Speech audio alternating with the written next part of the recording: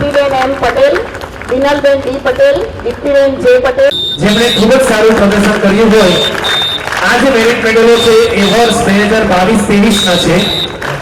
ત્યારબાદ લુહાર પ્રતિકના જેમને merit medal મળે છે ધોરણ 6 થી 8 નો લુહાર પ્રતિકના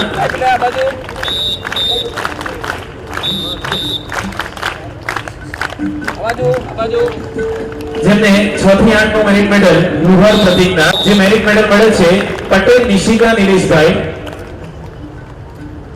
બાજુ બેટા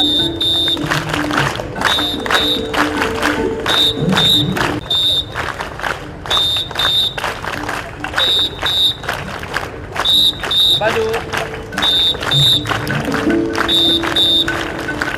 તમે Irfanaben Nayak student of the year medal અને તે જાય છે પટેલ નિશિકા નિલેશભાઈ.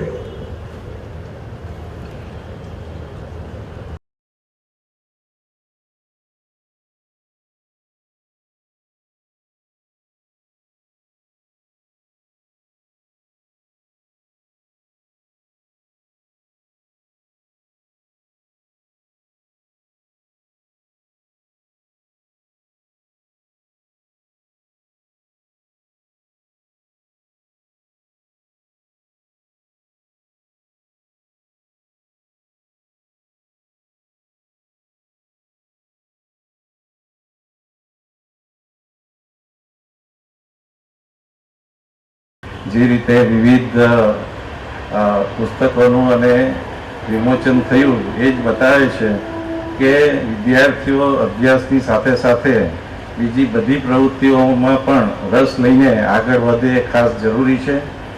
જીવનમાં ભણતર એક જરૂરી વસ્તુ છે, પણ એની સાથે ગણતર ઘણી એનાથી વધારે જરૂરી છે.